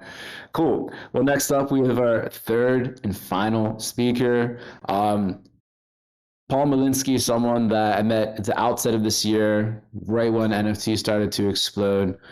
He's someone I'm super honored to have had the pleasure to get to know, consider him a friend, and just it's been amazing to watch him grow in his artistic practice. A couple weeks ago, we had Justin Maller on talking about his drop. And Justin had made a comment how before NFTs, digital artists, graphic designers were sort of like the plumbers of the internet. They were called to do jobs, and they weren't really able to express their art their way until NFTs. And it's just been a pleasure to watch Paul Malinsky, who, fun fact, was a former plumber. I just found that out after I tweeted out Justin's quote a couple weeks ago. Really, really, really blossomed to an amazing digital artist. So Paul's here today talking about his upcoming drop on Nifty Gateway. So whenever you're ready, Paul, unmute and take it away. Hey, mate. Thank you for that. First of all, how am I supposed to follow that dude that was just before me? The energy there was amazing. Speaking for 10 minutes straight with no breath, that's unbelievable. I honestly wish I had that skill. I'd trade that skill for anything, to be honest. Just be able to talk. Thanks for the introduction, Matt. That's right. I originally was a plumber, irrigation specialist, which is an important job, but it sucked, especially because I knew that I was supposed to be doing art. So it was a massive leap to let go of like the safety of having a job like that and everything I'd ever known, to just sort of leave it and delve into the art world. So it's been amazing. So I think I'm just going to tell you about my upcoming drop, which is entitled 7. Matt, this is one that you sort of helped put together with me. This one it's about sort of pressure and tension in your life. So that encompasses mental pressure and physical pressure. Like everything in life is sort of geared up against you. It's all weighing on you, and everything you do is trying to push that pressure off. So I feel that in my life 7 days a week. So I thought it would be appropriate to start trying to put together like a visual representation of that which is my new collection 7, which is it's like all monochromatic. I felt as though taking the color out would help you focus on the actual tension and pressure itself, which is like quite different from my usual work, because that's super colorful. So I'm really excited about this one. It means a lot. Everything I do, I put full emotion into. I can't do anything without putting emotion into it. It's where I think it's where the creative juice actually comes from. It's the emotion. So let me just talk about how we're going to auction these. So we have 7 artworks in the collection. Each artwork is named after a day of the week. So we've got Monday, Tuesday, Wednesday, Thursday, Friday, Saturday, and Sunday. And we are going to do ranked auctions, but the auctions are going to last over several days. So we'll have the artwork for Monday will be auctioned on Monday through to Sunday. So we've got like a 7-day ranked auction event, which I'm so excited by, which starts on December the 13th, and it will end on December the 19th. So that's Monday the 13th to Sunday the 19th. Really excited about it. That's probably all I can speak on. I always say that I've spent like my lifetime creating art and about 20 minutes trying to talk about it. So it's definitely something I've got to work on so I can present like the dude before me, Louis. That's about it. Yeah, it also doesn't help that like what time is it in your neck of the woods? It's like 3, 4, 5 a.m. or something like that. No, it's 7:44.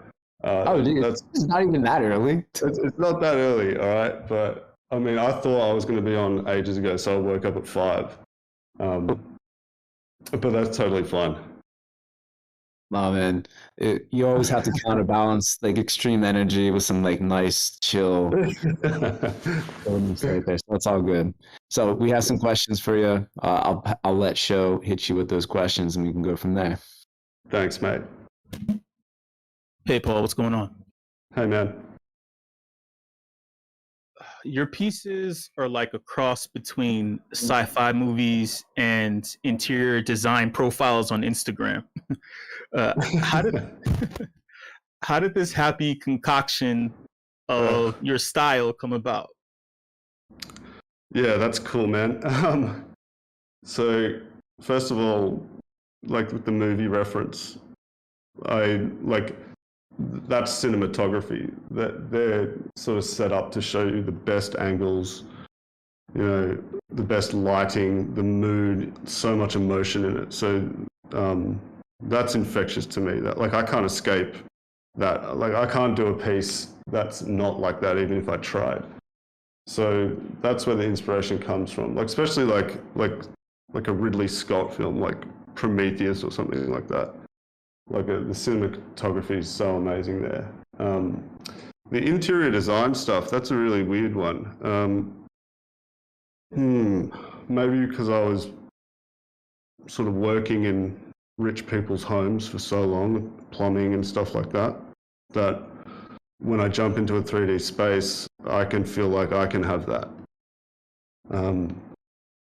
And it's also just something that happens once you work within a 3D space. You essentially, I mean, you're God for a minute. You can sort of create whatever you want, and it feels like you're really there. So it makes for a really good escape. So I guess I didn't really question it.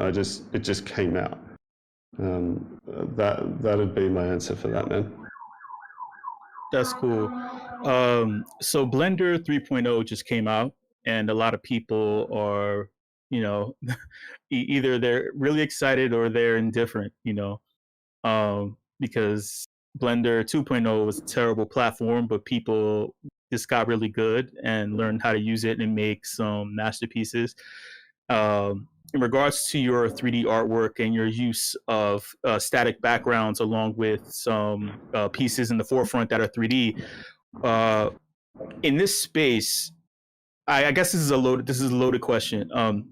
In this space, what is the type of tool that you would need, that you, Paul, would need in order to achieve all the things that you want to achieve? And also, what sort of marketplace are you interested in having in the future in order to display this particular collection of artwork? Blender. I've never used Blender. So the question was, what tool would I need? Yeah, if it hasn't been, let's just assume that it's never been created. What would your favorite tool that doesn't exist right now look like, sound like? How would it feel? And then what sort of platform would you want to have the results of that appear on? Tool. I mean, it'd have to be some sort of virtual reality sculpting. I know that's already a thing, but like something that's like just 100% full fidelity, 16K textures, no lag. Like it feels like you're building, like you're doing carpentry, you're picking up pieces of wood, metal, and placing it and things like that. That would be absolutely incredible. Like sound and things like that. And equally, the place to display it would be where you're building it. It'd just be, it's all like VR. I find would be the best place to experience, artworks, especially artworks like interiors and stuff like that. You want to be inside them. You want them to be life size. I think that's the aim. I don't think that's far off, to be honest. Before we have 16K textures and all this stuff in these environments.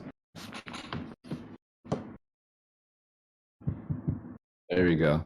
And then if anyone else has any questions for Paul, make sure you just tag him in the channel. You can check out more of his art, niftygateway.com. And the upcoming Collection 7 is dropping on Monday, December 13th at 6:30 p.m. Eastern Time. Monday, yep. Ranked auction will go off. Will last for 77 minutes. And then every day for the next 6 days after that, we'll have another ranked auction for the day of the week that corresponds to the piece that would be up for auction. Super sweet. Paul, man, thank you for 5 a.m. your time and waiting for this. Love to really talk about your art, brother. Thanks, mate. Thanks a lot. Chat to you soon. Yep. Cool. And with that, the speaker updates are a wrap. And I think, like Rizzle mentioned at the beginning, we have some sort of like digital wearable knitting session that's about to happen or something like that. Rizzle, what are we doing? First of all, can you hear me now? How's my mic? Go back to your shitty setup. Go back to your shitty setup. This is not doing it. Really? Still? It's so bad. Oh, man. All right, hang on. I'll be right back. Hey, just pass to Savage Preems while I figure this out. He's going to knit for us or instruct us about knitting while I climb out of the veggie drawer. Dude, get out of the freezer. Like, this is not even the veggie drawer. This is like freezer. This is not good. Well, what's up, y'all? Greetings and salutations. Yeah, so I'm Savage Preeves, known by many names in the metaverse. Black Eye Honeymoon. People call me Ian because that's my real name. It's really actually weird. That's one of the most uncommon things to call me, but I think that's Rizzle often calls me that. We have met in person, which was so much fun. If you look at Anne-Marie's Twitter, there's a video of me singing Elton John to Rizzle. So if you want to see that, you should check that out. But anyways, I'm here to talk about ugly Christmas sweaters NFTs. So I'm going to do a screen share because we are doing this right now. So here we go. So this is the project, and it's we kind of just like a fun little NFT project where instead of having it be like a generative collection, you make your own. So let's just start checking it out. And we've got obviously you'll log in with your Ether address.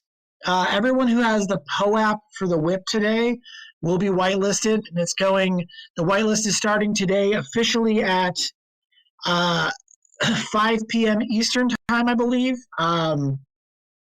Obviously, so Bittrees did the back end of this project. We partnered with some friends of ours, and let's just get going. So this is a fun little project where you can pick the sweater.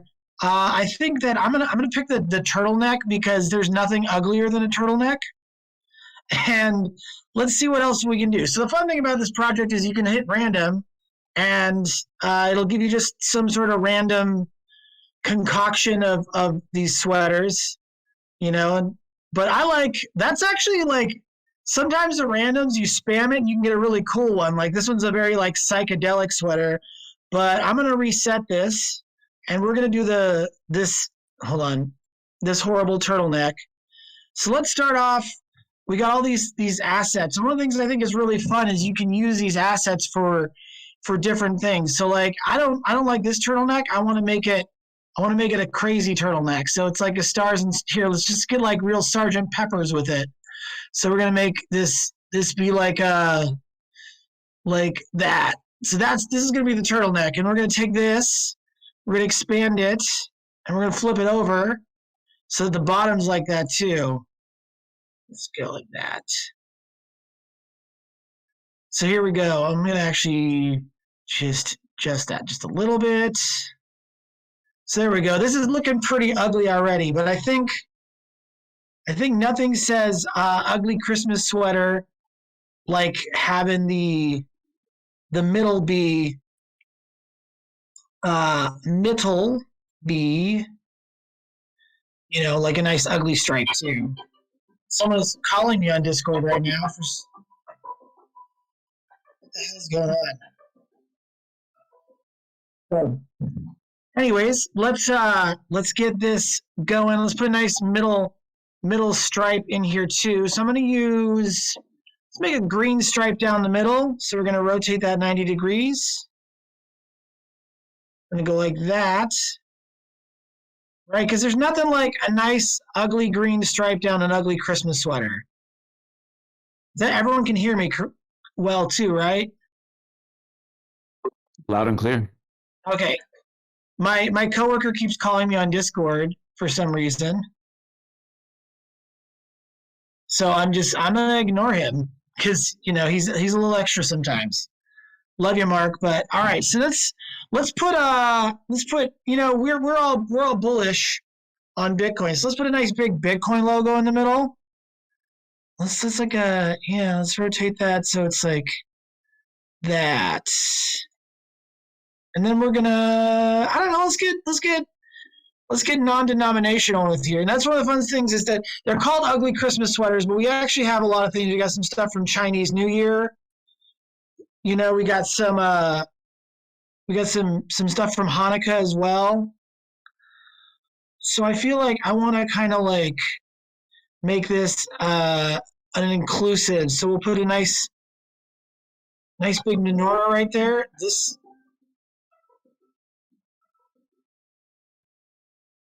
guy's driving me nuts. So let's go back to, let's put a menorah there, and we're going to throw some snowflakes because it's not an ugly Christmas sweater without some snowflakes. I don't know. That's pretty ugly. How does everyone think? Does this look like a good sweater to you? It's pretty dope. Yeah. So that's like one of the cool things about this project is like, we don't know what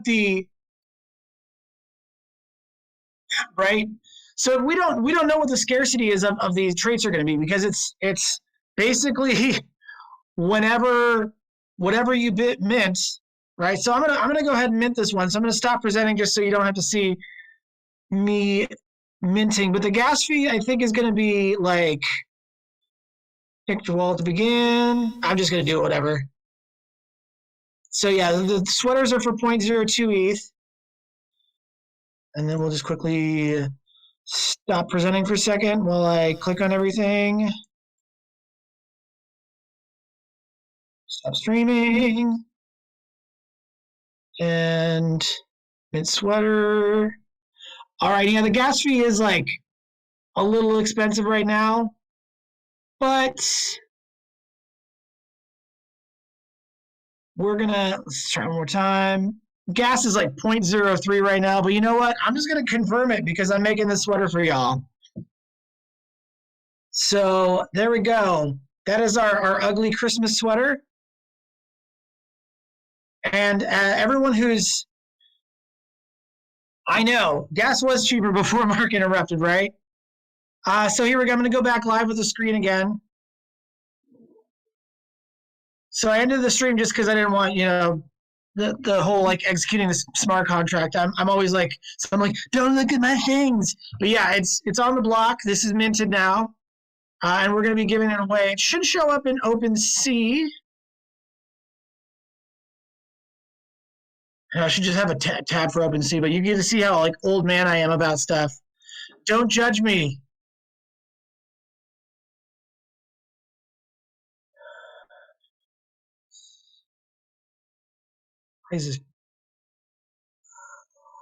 So it should be, this is the Bittrees OpenSea, whatever. So we'll just look at that.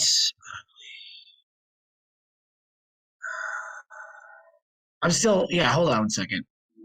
I'm well practiced at this, clearly. So we'll just take a look. I already minted one earlier, and let's see. So 3 and 4 are still updating on OpenSea, but we could take a look at the ones we got right now. By screen. There we go. Go live. So everyone who mints to be able to, they're in fully interaction with OpenSea and everything. So this is the Genesis NFT was the one that Ben, our programmer, made. Obviously, we got the Bittrees logo in there. There's a bunch of different logos. I think we're going to be doing popping in like a hot fix that will have the Token Smart logos, etc. So that should be going live. But the minting is going to be going live in about an hour. So again, everyone who has this PO app will be able to do the pre-mint. The pre-mint is a 24-hour period. I think that's like everything. So we should just give this sweater away now, I believe. Let me see if it's updated in OpenSea. Stop being weird. Yeah, there we go. We got this one. We got the sweater. So the sweater's here. Apparently it minted twice. So weird. Maybe that's why it. So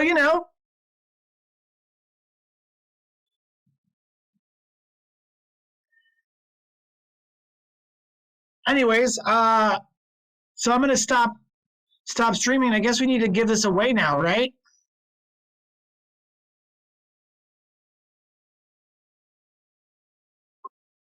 Rizzle, for the distribution of this, is it just like we're gonna use the guest list that folks have been signing in CryptoVoxels to select like N number of people, right?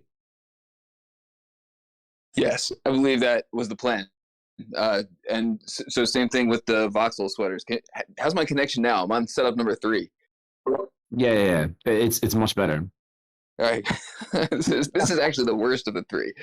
So everyone, make sure you hop into CryptoVoxels and sign the guest list.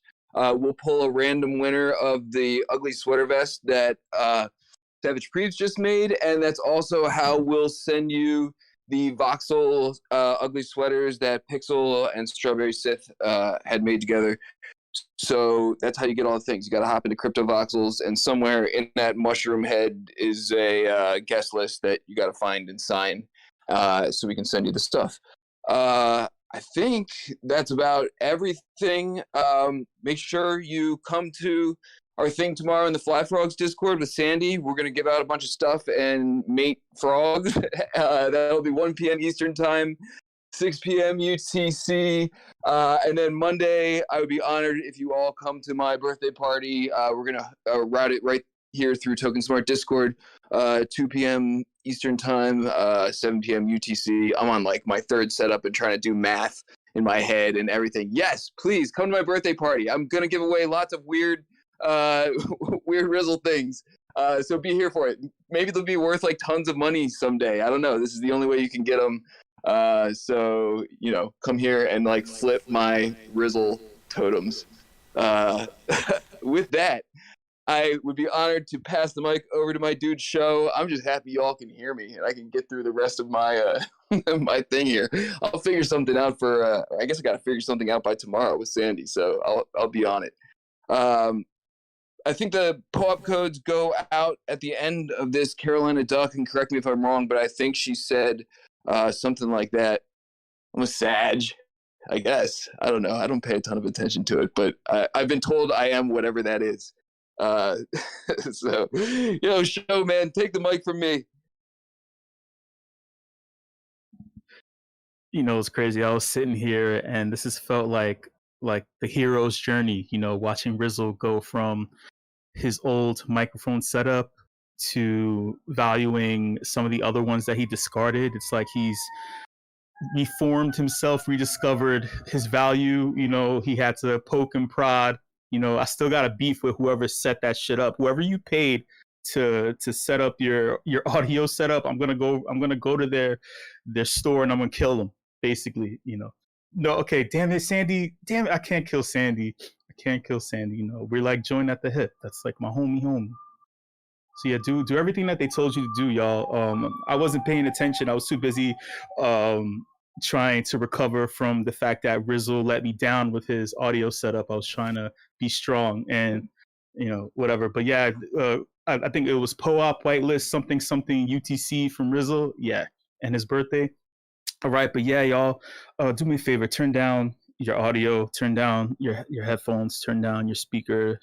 Just trust me, if this is your first time here and you're like, what is going on? Just turn it down.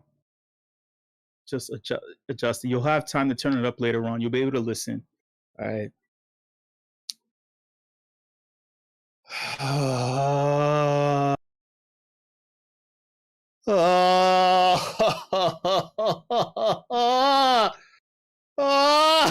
Yeah! Oh, fucking yeah! Yeah! Yeah, motherfucker! God damn it! God fucking damn it! God damn it. People are like, why do you do this? I'm like, my fucking neighbors. That's why you'll see me say some shit about that. If you want to know why this is what's happening, that was the whole point of this whole fucking thing in the first place. Yeah! WIP fam! WIP fam! We cannot make this up. We cannot fucking make this up, WIP fam. We cannot make this up. You're like, huh? What? What can't we make up? OpenSea. OpenSea doing OpenSea things. What are OpenSea things? Mediocre things. I've had so many mentors and teachers in my childhood that used to sit me down, put a condescending hand on my shoulder, tilt their chin down and look at me and speak softly, unlike what the fuck I do right now. And they would tell me that no one rewards mediocrity. No one rewards mediocrity. So do your best. And while I did my best to ignore them, because who the fuck listens to mentors anyway? I am now mediocre. And I can thank them. I cannot thank them enough for that. Thank you so much. So from one mediocre thing, like myself, to another one, like OpenSea, it's crazy that I'm speaking directly to you, fucking OpenSea. It's crazy that your mediocrity as the #1 NFT marketplace in the space has been rewarded. by the countless number of exceptionally talented creators, skilled builders, Rhodes Scholars, Nobel Peace Prize winners, and scripts spelling bee level of intelligent NFT flippers and collectors like Branksy using your mediocre platform, because there was literally nothing that has blown past the mediocrity and escaped their own various faults in order to capture the market like you have, motherfucker. Which is why venture capitalists are all attempting to create OpenSea killers and have inflated your ego thinking that you're the shit. To think that OpenSea believes that it has done all of this by itself is preposterous. I'm sure you've heard by now that the citizens of the metaverse have received their answer. They've been waiting for this for eons. Art Chick, who else? Beanie, all of these loud motherfuckers on Twitter, like they were all front running the ideas that people have been talking about for the longest. They just been parroting the shit to the normies who followed them, right? We've been saying this for the longest, right? About this thing. We were like, when $OS or whatever the fuck they were going to use for their ticker, right? We got our answer finally in regards to something that should have come along a long time ago. The activity that has been, the activity that has made OpenSea literally $1 billion in revenue in 2 quarters of the year. I'm not making this up. You can fact check this. I believe in 2 quarters they reached over $1 billion in revenue, has caused them to consider going public. This has caused them to think about going public. Going fucking public? Please mute your microphone. Hold on. Please mute your microphone. Whoever that is, thank you.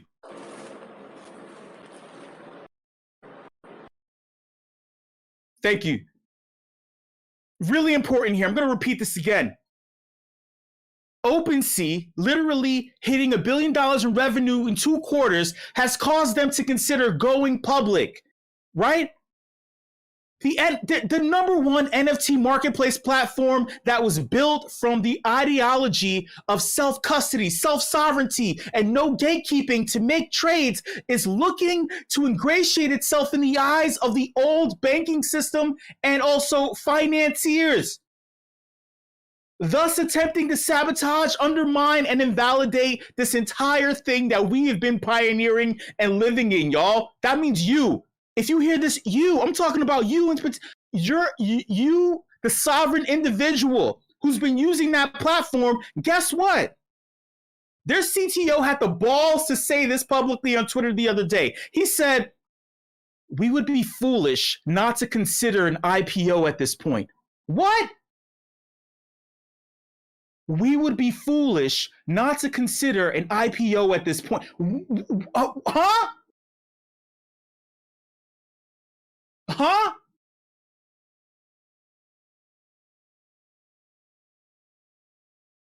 We knew that something wasn't right when OpenSea didn't opt to create a token when brand new competitors entered the space and held a flashlight up to their mediocrity and monopoly on the minds and hearts of the degens.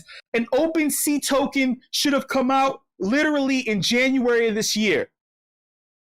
A whole fucking year ago. Who are they expecting to interact with their platform if they go public?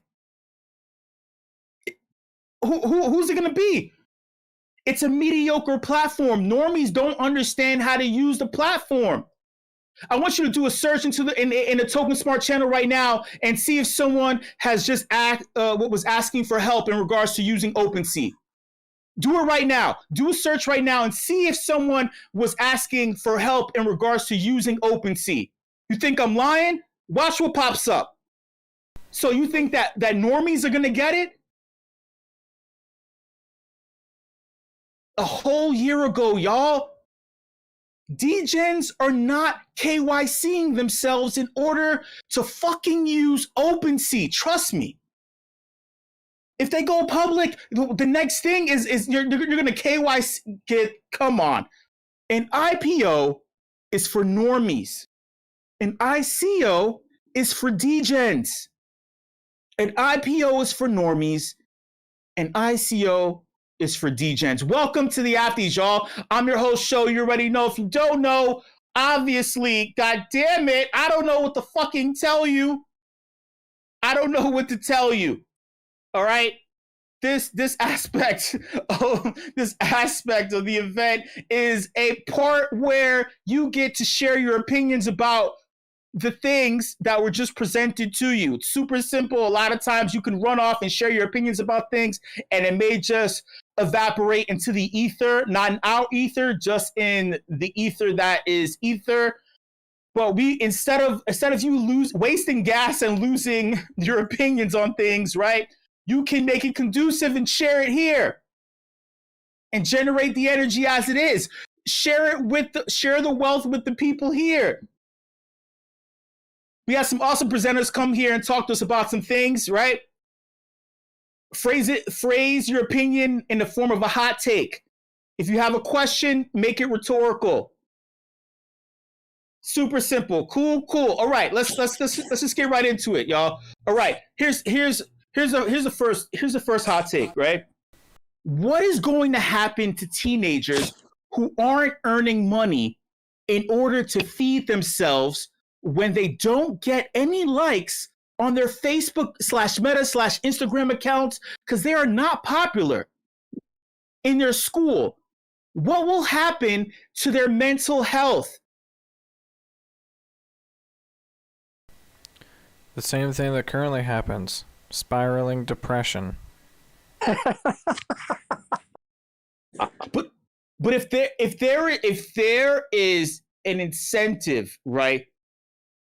If you're making money off of the likes that you're getting, what if you're the cool kid not making enough money for lunch? You can't feed yourself. Plus, in the eyes of other people, you're not cool enough to be making $1 million. And you're 12? You're 10? What the fuck is gonna... They're supposed to be in school to learn things. 10-year-olds and 12-year-olds don't need jobs. They don't need to be making money. The parents are supposed to provide for them. If the parents can't provide for them, that's a problem with the parents.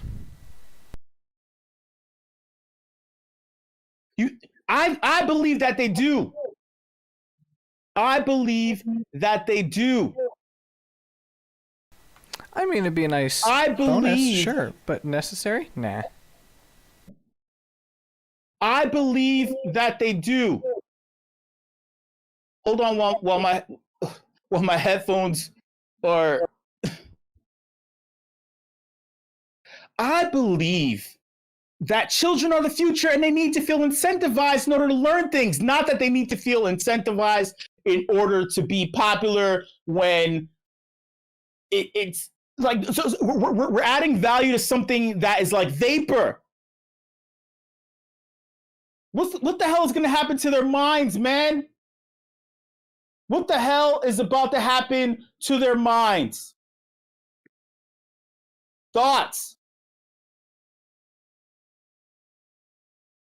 The same shit that's been happening in their minds. It's a idea based on regurgitation, not understanding and being able to critically think. That's what the whole system. It's the same thing. You know, like this like situation that you're talking about with Meta and all that shit. Yeah, it's a demeaning platform that diminishes the sense of self, and it will continue to put people in the place that they are already currently in. And it's just a stronger vehicle to deliver that mindset to a person. Regurgitory feedback loops. That's literally what it is. I don't know if that's an academic term. Maybe I'll have to put that in the fucking textbooks. Kids don't care about school already. They don't have the brain capacity to listen to what the fuck was just said. If they can't make money looking at their phone like they're cool friends, they're not going to come to school. Then what happens? Now you mean to tell me I need to be at home taking care of them? You see, show, I see it as like exactly what you're saying, but I see it as with the adults. I see it as 17-year-olds, 18-year-olds, a little bit older, people who are trying to like, a lot of adults still live like kids, bro. Hey, you gotta keep your youth, okay? I'm 20, almost 30, and I still act like a child sometimes. Well, I guess when I say act like kids, I mean, when I was a kid, this one particular thing is that, like, you don't really accept change well. Like, you have to learn to move with change. So, like, I guess that's what I mean when I say you're like a kid. Because in a kid, you could be stuck in your ways. You don't understand. But, like, there's always an ability to be like water, you know? Yeah, that makes sense. What? Huh? Oh, shut it, show. Listen. I didn't go to school. I don't know what kind of philosophical shit you're talking about. I'm talking about likes and making money. What the hell are you We got on a tangent, show. We got on a tangent, but it started with that. It was just about the... Oh, go ahead. My brain... No, you speak. What? Well, I'm high. I'm smoking over here. I'm talking on a tangent with them. I don't know. What are we talking about? Easy. We were talking about the school system. That's what we're talking about. Teach these kids the art of war, like metaverse style. That's what we need. Brain capacity becomes smaller and small. Brain capacity becomes smaller and smaller. Because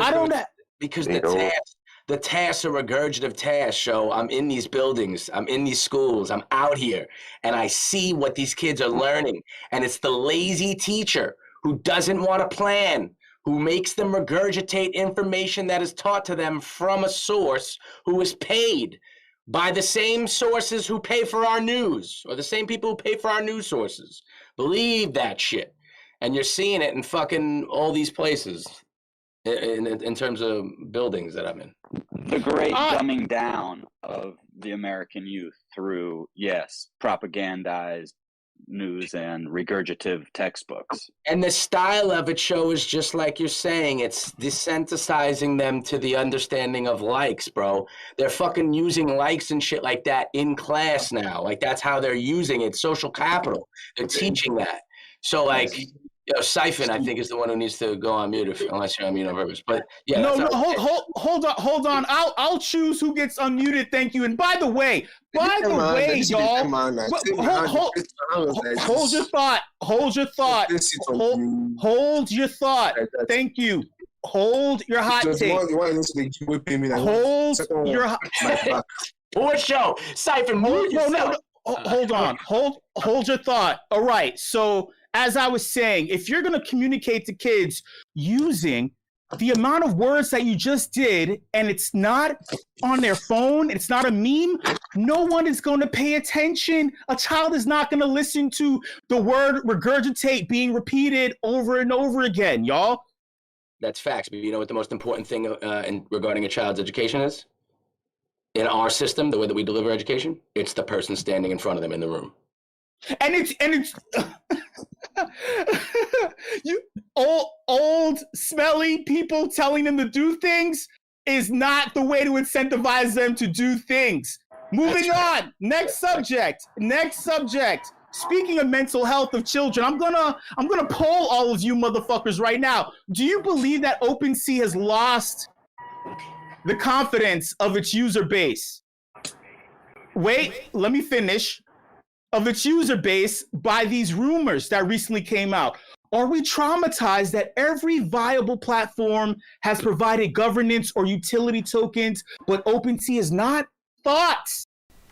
No, I think they've lost confidence in themselves and lost... never mind, I don't know what I'm saying. All they want is friggin' money, okay? They lose in the way, and it's definitely having an effect on my ability to use the platform. See, I'm just glad I listened to you, show, because I had no idea bad shit's going on, because I'm very bad with current events. But yeah, I don't see how this could lead to anything positive from people who are inherently believing in more ownership and power of their own shit, you know? Nate, what are you talking about? you're so rational, yet you have a platform on OpenSea. No, I mean you have a profile on OpenSea. You have things. Yeah, and I also have a YouTube channel, and YouTube likes to shit on their creators too. But you know, I don't know. Well, I can't just go and like remove everything and completely move somewhere else. You just use multiple things instead. But if they do go this route, if they go public, and then all the interest is basically to the, same corporate money sign worship, then we're probably going to have to figure out another spot, even though it's the largest. Don't worry. Rarible allows you to see most things in your wallet as well. Zora, like Anna Diorio is saying, is also pretty good. And and universe.xyz is going to be even better. What? I'm sorry. My phone notifications, I changed it to some really stupid shit. So this is the first time it's randomly popped on like that. So like you're gonna shill them when we're talking about the platform that dominates all the other platforms. You love to be used and abused. You love to be used and abused. I agree. You love to make assumptions. You just said it. It's your hot take, not mine. You said YouTube. I won't even say that name. It's like Voldemort. Too late. I just said it. Now I need a Horcrux in order to get rid of the shit. Which, by the way, Harry Potter is coming back. They're coming back to the platform 9 3/4. They're coming back on Christmas Day. Oh my God! Without J.K. Rowling, what am I gonna do? Wait, get the fuck out of here! You for real? What are you talking about? Are they remaking Harry Potter? What?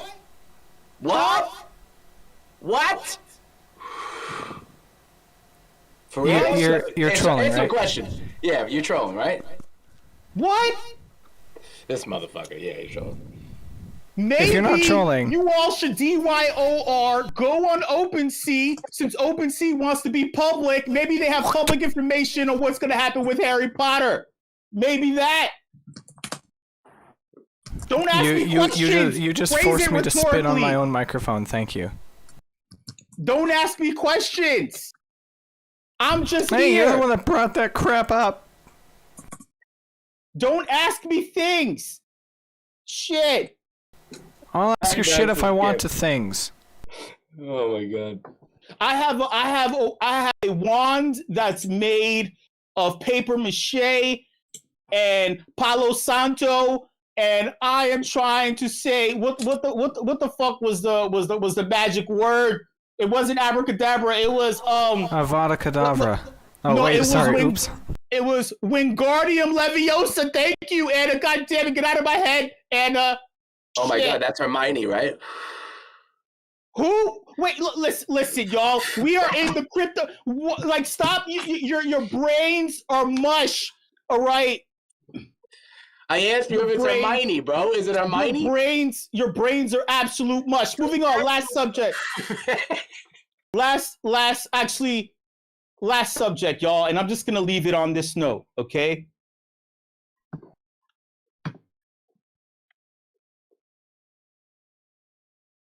OpenSea has made $1 billion off of you. And now they are going to go public and be reinvested in by people and a system that is not you or has your best interest in mind with the money that you gave them in order for them to make more money. This is like clicking the like button and getting incentivized within an old fermented bubble. Y'all, greedy bastard. Think about that. Thank you so much, everybody, for coming through to this edition of the Athletes. I'm your host, Show. You already know. Thank you. Shout out to all of the Token Smart leadership team. Shout out to the WIP crew. You know I love each and every single one of you. Shout out to all of the WIP fam that came through. Much love. I love every single one of you, and I'll see you later. Woohoo! Much love, WIP fam. We got about an hour and 30 minutes before we cipher down here in Token Smart, and then later tonight we got Jack's Jazz in the house. So hope to see you all a little bit later. And Alpha on December 18th, there's going to be a big old M&A party at Cypher. Christmas, New Year's, all rolled into one. Mark your calendars.